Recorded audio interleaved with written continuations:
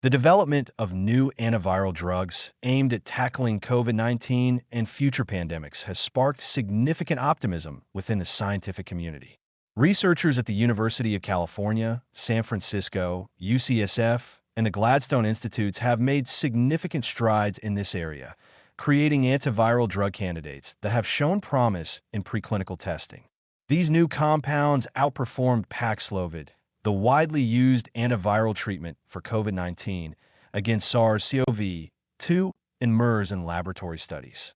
While this advancement may seem like a beacon of hope in the fight against current and future pandemics, there are several reasons to approach this new development with caution, particularly when considering the broader implications for drug development, public health funding, and the readiness of these drugs for real-world application. The promising nature of the new compounds, AVI 4516 and AVI 4773, lies in their ability to effectively target a crucial viral enzyme, MPRO, that is necessary for the virus to replicate. By blocking this enzyme, the drugs prevent the virus from multiplying within the body, potentially halting the progression of the disease. On the surface, this discovery could represent a major breakthrough, particularly given the ability of these drugs to target not only SARS-CoV-2, but also other coronaviruses, such as MERS. This broad-spectrum capability is invaluable in preparing for future pandemics caused by similar viruses. However, it's important to recognize that while these drugs show great promise in preclinical tests, the path from laboratory success to real-world efficacy is fraught with challenges, and there are significant hurdles to overcome before these drugs can be widely used. One of the primary concerns regarding these new compounds is their uncertain future. Despite their impressive performance in laboratory settings, these antiviral candidates face a major obstacle: funding. The grant that was supporting the research has been terminated, leaving the future of these drugs in jeopardy. This is not an isolated issue, but rather a reflection of the broader problem in the field of public health and pharmaceutical development.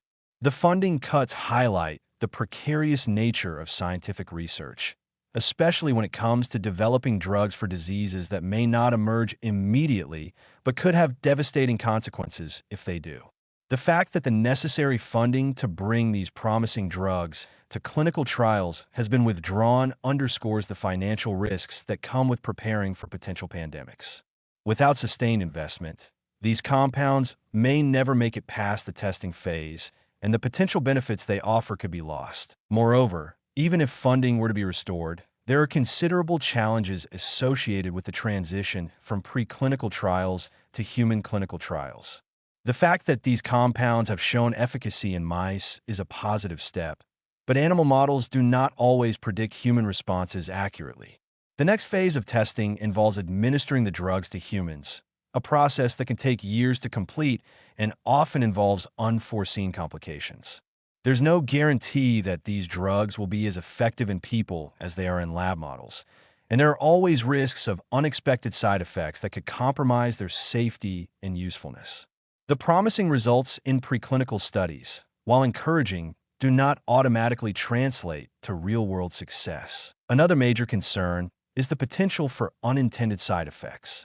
Although the researchers have worked to ensure that these new compounds do not interfere with human proteases, enzymes crucial for human health, the reality is that no drug is ever entirely without risk.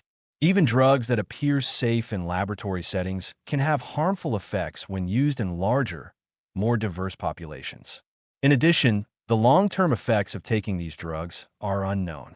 The drugs could, over time, produce harmful side effects that were not initially evident in the testing phase, especially if they're used over long periods or in high doses.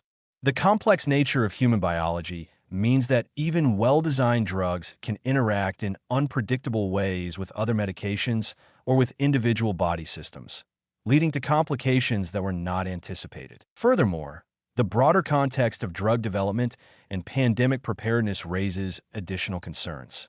The development of antiviral treatments requires not only scientific expertise, but also a stable infrastructure for mass production and distribution.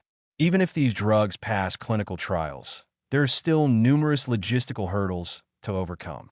The rapid development and production of vaccines during the COVID-19 pandemic demonstrated the challenges of scaling up manufacturing to meet global demand.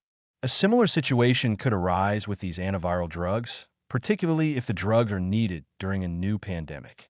It's unclear whether there will be sufficient infrastructure to produce and distribute these drugs quickly enough to meet the needs of a global population in crisis. Additionally, the cost of these drugs and the potential for inequitable access in low-income countries could exacerbate existing disparities in healthcare. The very nature of the pharmaceutical industry itself poses another risk. Historically, pharmaceutical companies have been hesitant to invest heavily in developing drugs for pandemics that might never occur.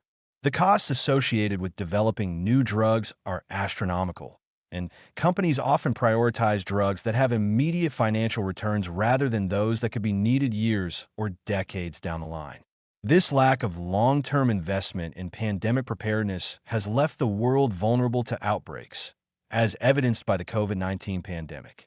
While public research institutions like UCSF have been at the forefront of developing new treatments, the lack of sustained funding from government sources or the private sector threatens to undermine these efforts. Pharmaceutical companies may also be reluctant to invest in drugs that may never be widely used, leading to further delays and uncertainty in the development of treatments for future pandemics. In conclusion, while the development of new antiviral drugs that can target multiple coronaviruses is undoubtedly a promising step forward, there are significant reasons to remain cautious. The uncertainty surrounding the funding, the transition from animal models to human trials, the potential for unforeseen side effects, and the logistical challenges of mass production and distribution all pose serious risks to the success of these drugs. The excitement surrounding these compounds should be tempered by the recognition that, while these drugs hold great potential, there is still much work to be done before they can be considered a reliable tool in the fight against future pandemics. The funding cuts and a lack of clear pathways to clinical trials remind us that scientific progress is fragile, and the race to develop effective treatments for pandemics is far from over.